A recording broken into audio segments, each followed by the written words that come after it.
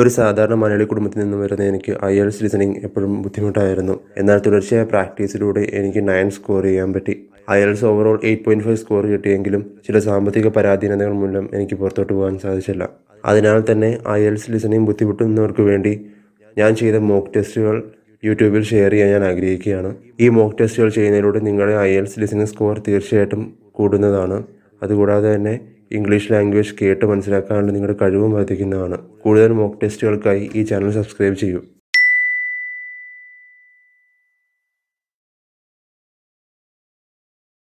You will hear a new student on a short summer course getting information from the college receptionist. First, you have some time to look at questions 1 to 5.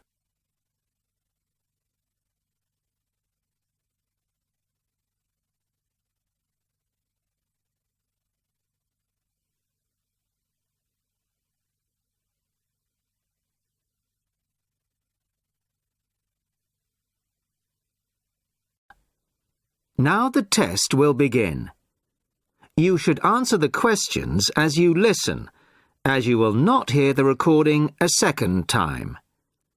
Listen carefully to the first part of the conversation and answer questions 1 to 5. Sorry to keep you waiting. Okay, here's the information you need. On the first page, there's some info about the college, the facilities, the courses on offer, etc. Then, on these blue pages here, there's an outline of the social activities. You see there, okay? Yes. Now, this part of the booklet here, the yellow pages, that's the main program starting at 9 a.m. tomorrow. 9 a.m., okay. So all the new students will be gathering in Herville Hall at 9 o'clock. Sorry, where? Herville Hall. I'll spell it for you. It's HERVILL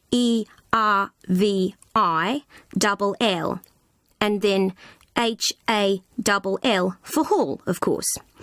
It's the big white building by the entrance. Okay, I've seen it. Right. Anyway, you'll be in there for an hour. First, the Director of Studies will explain the various courses we offer and the requirements for them.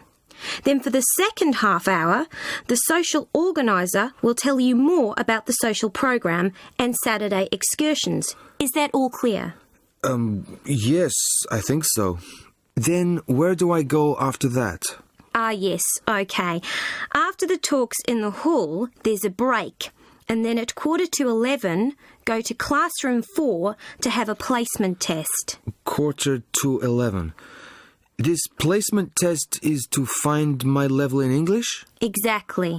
Then, after the test, all the new students are invited to a special welcome lunch.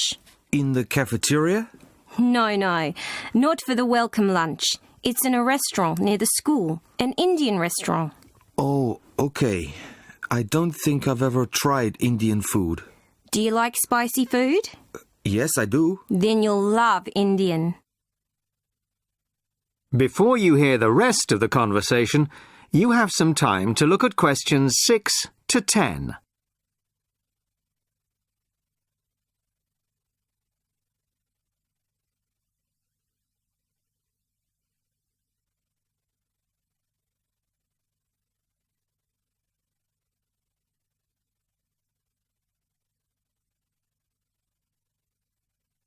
Now listen and answer questions 6 to 10.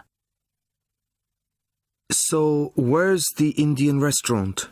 Don't worry, it's really easy to find. Have you got that map I gave you? This one? Yes, that's it. See here, the main entrance to the school? Yes? Well, don't go out of there. There's a smaller entrance here, round the back. Oh, yes, I see. Okay, so you go out of there, past the phone box, and then turn right into this road here, the one that goes along the side of the park. You'll see a supermarket on the left, and then it's just after that on the right. It's quite a big place. You can't miss it. Okay. And one more thing. Is there a post office near here? Post office? Oh, yes, of course. Just the other side of the park. Go through the middle of the park, and it's there by the park entrance. Thanks a lot. You're welcome. Oh, there's a good cafe near here too. Very popular with the students. Just there. You go out of the main entrance into Varley Road, then turn left at the bank, and it's at the end of the street. They do amazing coffee. That's great. Thanks very much. No problem. Enjoy your course. Thanks again. Bye.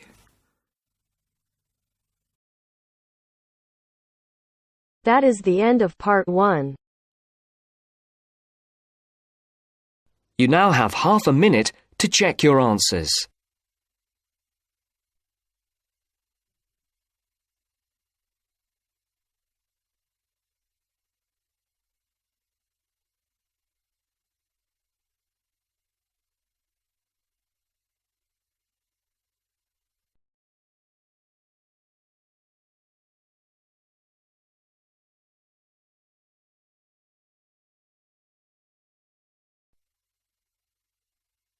Now turns to part 2.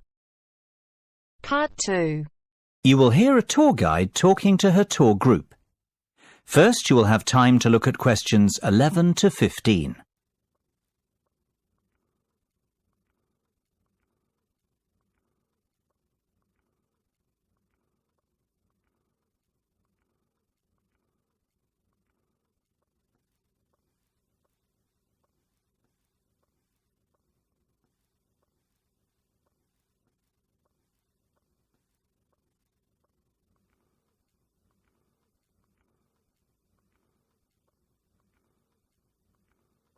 Now listen carefully and answer questions 11 to 15. Well, we certainly have a busy day ahead of us, so let's get started, shall we? You'll find a map of the museum with the itinerary I've just handed out. The museum's our first port of call, so let's have a look at the map now. The door on the right of the entrance hall leads into the gift shop and ticket centre. Once we pick up our entrance tickets, I'd ask everyone to deposit their bags and coats in the cloakroom, which is located towards the back of the gift shop and ticket centre. If you want to pick up an information leaflet, you can approach the information desk situated along the right-hand side. Now, once you come back into the entrance hall, the door on the opposite side to the gift shop leads into the art gallery. There is a special exhibition on there at the moment which is not to be missed. If you continue on up the entrance hallway, that leads into the main exhibition centre. At the back left-hand side, there are some toilets. Beside the toilets, you'll find the 3D theatre. I strongly recommend that you make time for the 30-minute presentation in the theatre. It is well worth a viewing. Running along the right-hand side of the main exhibition centre is the Modern Art Studio. Here, not only can you view some of the most famous works of the 20th century, but you can also sit in on a workshop run by a local artist. So, that's the Art Museum. Before you hear the rest of the discussion, you have some time to look at questions 16 to 20.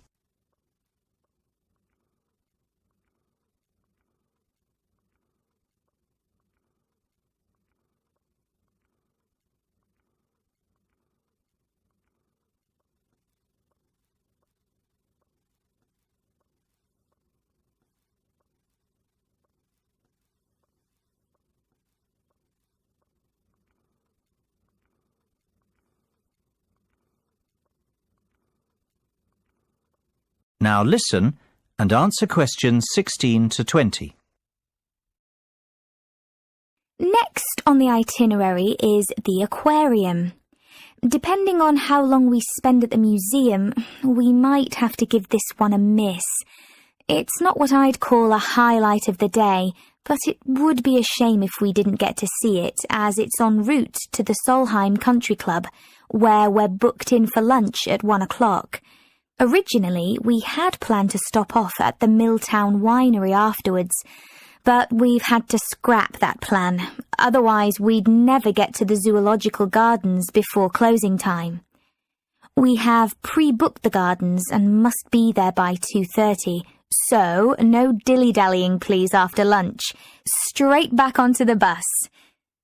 The gardens close at 3:30, so we've an hour there, which should give us ample time to look around. Time allowing, we'll stop off at the famous Stout Brewery after that, if traffic isn't too heavy, and we're in Lincoln before 5. If not, we'll head straight for the National Concert Hall, where you're in for a real treat of an evening, with a performance from the world-renowned cellist, Andrei Borovsky. We have to be in our seats by 6:30 sharp. After that, it's back to the hotel for the night, where a buffet meal will be waiting for us at 8:30, or whenever we get back. That is the end of part 2. You now have half a minute to check your answers.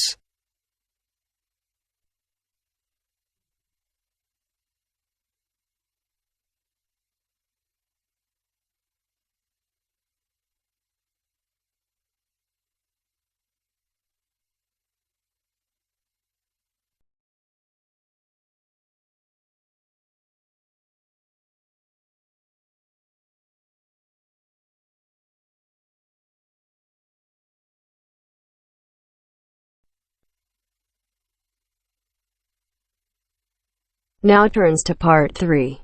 Part 3. You are going to hear a lecture about the Miners Hotel. First, you have some time to look at questions 21 to 24.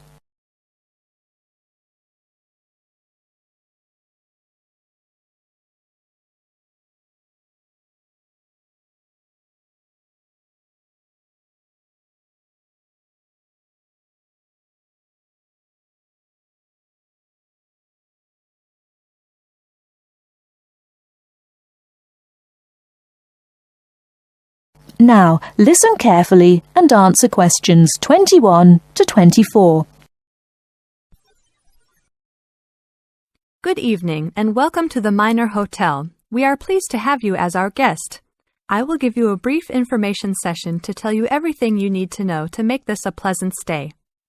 The Miner Hotel was built in the 1850s, during the Gold Rush period, also nicknaming our state the Golden State. People from all over the country and even from other countries came to seek their fortune here in these hills, creating cities overnight. In this city, many Gold Rush hotels soon opened up. This particular hotel was built in 1851, but was destroyed during an earthquake. It was rebuilt in 1995 to recreate the feel of the Gold Rush, complete with articles and actual photographs from during the 1850s. Our hotel is divided into 2 buildings, one called the Gold Tower and the other is named the Fortune Tower. You will be staying in the Fortune Tower on the 25th floor, complete with great views of the city. Your room is the best room in the hotel, complete with private living room and hot tub. Here is your room card. On the card it will say FT, meaning Fortune Tower. On the bottom of the card it will say 2515. The 25 stands for the 25th floor, and the 15 stands for the 15th room on that particular floor. Before you hear the rest of the talk, you have some time to look at questions 25 to 30.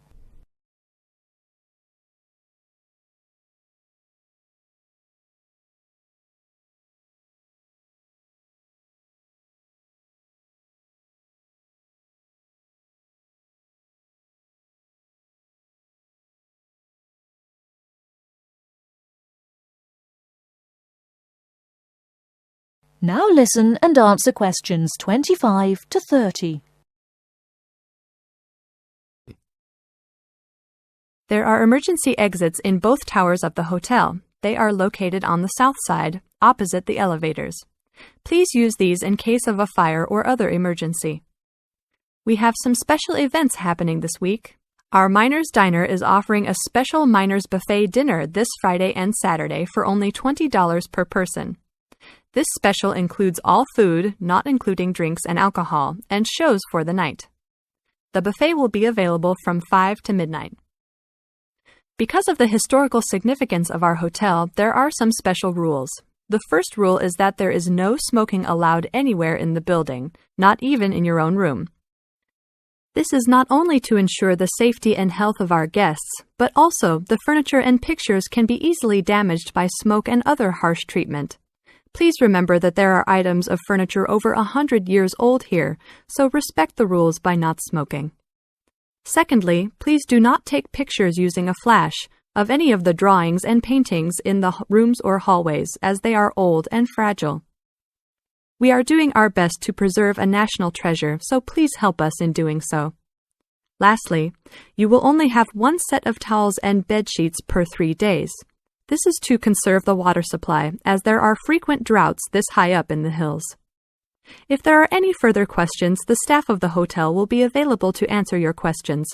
In the event that no one is able to answer your questions, I will also be available from 8 a.m. to 5 p.m. each day in the concierge. I hope you enjoy your stay here with us. Thank you very much. That is the end of part 3. You now have half a minute to check your answers.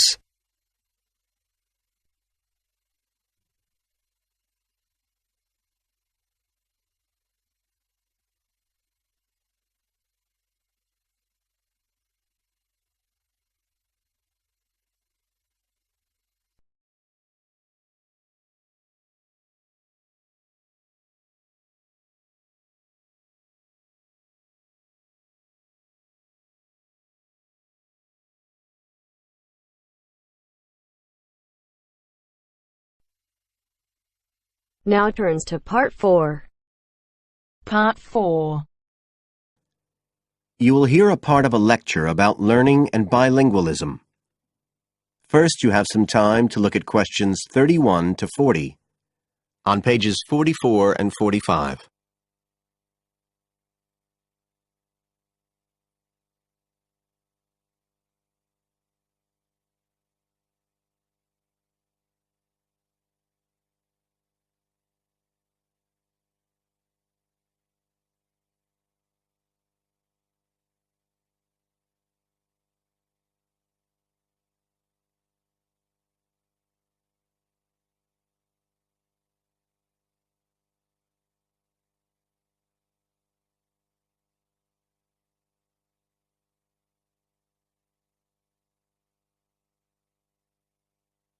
Now listen carefully and answer questions 31 to 40. When we look at theories of education and learning, we see a constant shifting of views as established theories are questioned and refined or even replaced, and we can see this very clearly in the way that attitudes towards bilingualism have changed. Let's start with a definition of bilingualism. And for our purposes today, we can say it's the ability to communicate with the same degree of proficiency in at least 2 languages. Now, in practical terms, this might seem like a good thing, something we'd all like to be able to do. However, early research done with children in the USA in fact suggested that being bilingual interfered in some way with learning and with the development of their mental processes. And so in those days, bilingualism was regarded as something to be avoided, and parents were encouraged to bring their children up as monolingual, just speaking one language. But this research, which took place in the early part of the 20th century, is now regarded as unsound for various reasons, mainly because it didn't take into account other factors, such as the children's social and economic backgrounds. Now, in our last lecture, we were looking at some of the research that's been done into the way children learn, into their cognitive development, and in fact we believe now that the relationship between bilingualism and cognitive development is actually a positive one. It turns out that cognitive skills such as problem solving, which don't seem at first glance to have anything to do with how many languages you speak, are better among bilingual children than monolingual ones.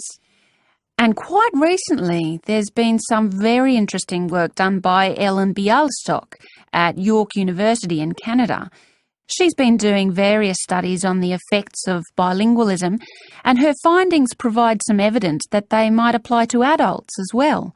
They're not just restricted to children.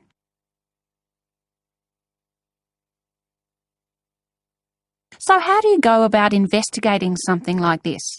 Well, Dr. Bialystok used groups of monolingual and bilingual subjects aged from 30 right up to 88.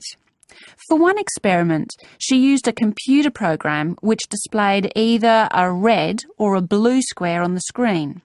The coloured square could come up on either the left-hand or the right-hand side of the screen. If the square was blue, the subject had to press the left Shift key on the keyboard, and if the square was red, they had to press the right Shift key. So they didn't have to react at all to the actual position of the square on the screen, just to the colour they saw. And she measured the subjects' reaction times by recording how long it took them to press the Shift key and how often they got it right. What she was particularly interested in was whether it took the subject longer to react when a square lit up on one side of the screen, say the left, and the subject had to press the Shift key on the right-hand side. She'd expected that it would take more processing time than if a square lit up on the left and the candidates had to press a left key. This was because of a phenomenon known as the Simon effect, where basically the brain gets a bit confused because of conflicting demands being made on it. In this case, seeing something on the right and having to react on the left. And this causes a person's reaction times to slow down. The results of the experiment showed that the bilingual subjects responded more quickly than the monolingual ones. That was true both when the squares were on the correct side of the screen, so to speak, and even more so when they were not. So bilingual people were better able to deal with the Simon effect than the monolingual ones. So what's the explanation for this? Well, the results of the experiment suggests that bilingual people are better at ignoring information which is irrelevant to the task in hand and just concentrating on what's important. One suggestion given by Dr. Bialystok was that it might be because someone who speaks two languages can suppress the activity of parts of the brain when it isn't needed. In particular, the part that processes whichever language isn't being used at that particular time. Well, she then went on to investigate that with a second experiment. But again, the bilingual group performed better. And what was particularly interesting, and this is, I think, why the experiments have received so much publicity, is that in all cases, the performance gap between monolinguals and bilinguals actually increased with age, which suggests that bilingualism protects the mind against decline. So, in some way, the lifelong experience of managing two languages may prevent some of the negative effects of ageing. So that's a very different story from the early research. So what are the implications of this for education? That is the end of part 4. You now have half a minute to check your answers.